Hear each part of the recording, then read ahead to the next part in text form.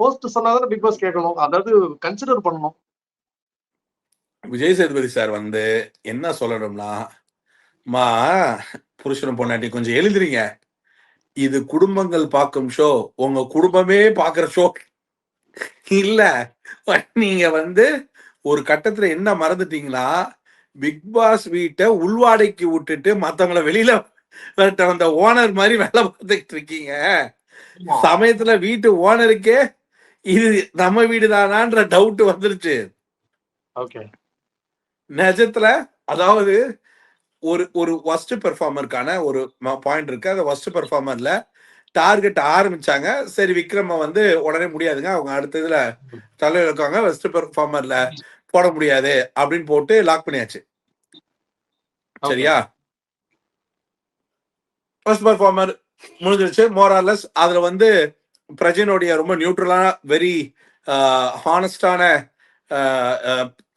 Sandra and இதுன்னு ரொம்ப நியாயமா, நல்லா கேட்டுக்கோ, அண்டர்லைன் பண்ணி சொல்லணும்னா ரொம்ப நியாயமா அவர் வந்து ஒருவேளை கான்ல விக்ரம சொல்லியிருந்தா கூட நான் ஒத்துருந்துப்பேன். சரியா? சாண்ட்ராவையும் திவ்யாவையும் ரொம்ப நியாயமா அவர் சொன்னார்ல, அதுவும் அத கூட வைஃப் எடுத்துதான் கொடுக்கணும்ன்ற அதையும் நான் பார்க்கும்போது I was very you know surprise. இவ்வளவு ஐக்கியோட இதுக்குதான் என் தலை திவாகர் தேவை. ஐக்கியவே இல்லாத கூட்டம்னு அதாவது சொல்லிக்கிட்டே இருந்தோம். எனக்கு என்னமோ அந்த ஆள் சொன்னதுதான் கரெக்ட் போல் இருக்கு.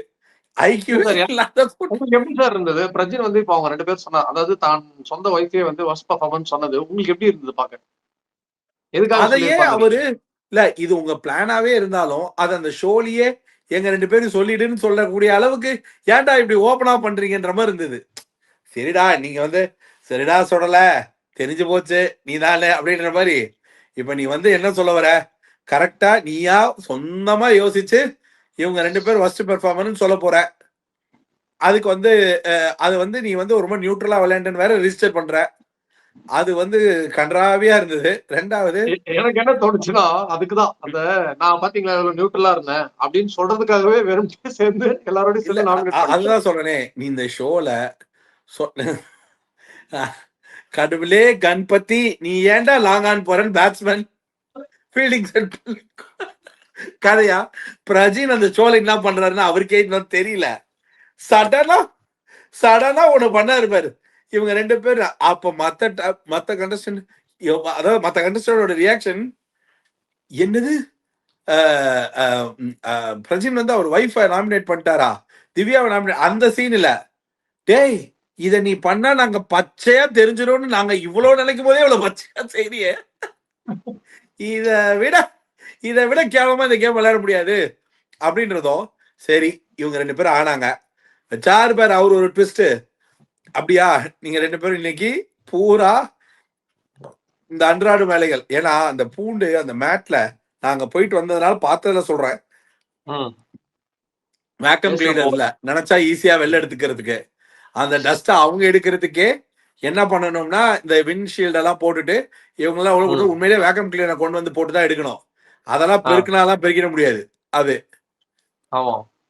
சோ இருக்கிற இடத்த நம்ம ஏதோ ஒரு கிறுக்குத்தனம் பண்றோம்ட்டு ஒரு உச்ச லெவலுக்கு மேல போய் அதை கிறுக்குத்தனம் பண்ணதுன்றது பைத்தியகார்த்தனம். அதுக்கப்புறம் இந்த வீட்டுக்குள்ள பாரு கிட்டக்க இருந்து இன்ஸ்பயர் ஆகி சிலது பண்ண மாதிரி இந்த வீட்டுக்குள்ள பாரு மாதிரி சத்தம் போட்டு செய்யாம சத்தமே இல்லாத பாருவோடைய வெர்ஷன் மாதிரி ஒண்ணு பண்ணிட்டு இருக்காங்க.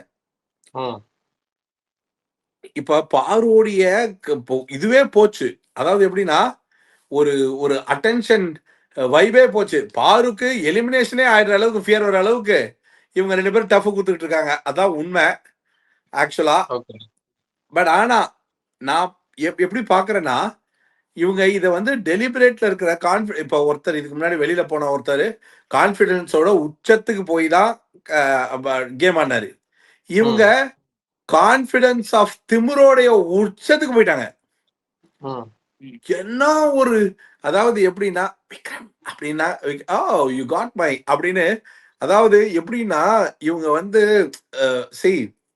Taking every thing for granted. ஜாலியா இனிமே பிக் பாஸ் ஆகுது, அதாவது நம்ம வந்து நம்ம தான் ஷோ ஸ்டீலரா இருக்கோம் அப்படின்னு எல்லாம் முடிவு பண்ணிட்டு ஏதோ வீக்கெண்ட்ல 100% தான்.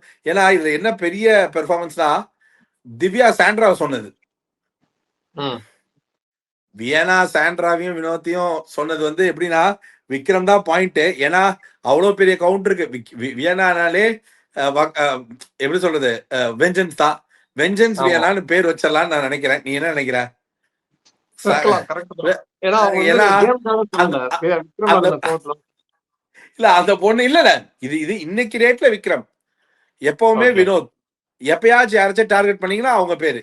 இந்த பொண்ணு வந்து எப்ப எஃப்ஏ பேர் சொல்லுதோ அது வரைக்கும் ட்விஸ்ட் இருந்துகிட்டே இருக்குன்னு அர்த்தம். வெஞ்சன்ஸ் வியனா என்று இன்று முதல் சீசன் 9 அன்பாக அழைக்கப்படுவாய்.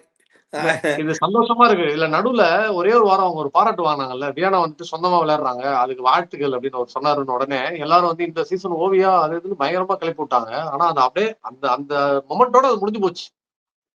ஸ்டெப்சில்ஸை 4 தடவையும் சால்ட் வாட்டரை 7 தடவையும் கேட்டு காகுல்ஸ் பண்ணி அன்னைக்கே கூப்பிடுச்சிட்டோம். சாரிமா நாங்க சொன்னதை திருப்பி வாங்கிக்கிறோம், நீ இல்லாது அப்படின்னு. நீ நீ நல்லா விளையாடுன்னு சொன்னதுக்கே இவ்வளவு மட்டமா விளையாடுறியே, நீ வந்து நீ நல்லா வேற விளையாட ஆரம்பிச்சுன்னா என்ன பண்ணுவேன்னு